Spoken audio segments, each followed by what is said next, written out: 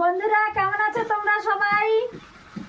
ভালো আছো, আশা করি ভালো আছো। আমি আবারও চলে এসেছি, দেখো রঞ্জনা কিচেনে।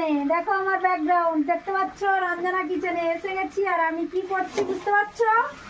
হ্যাঁ, আজকের ভালো ভালো দিনে ভালো ভালো খাবার কারা খাচ্ছ?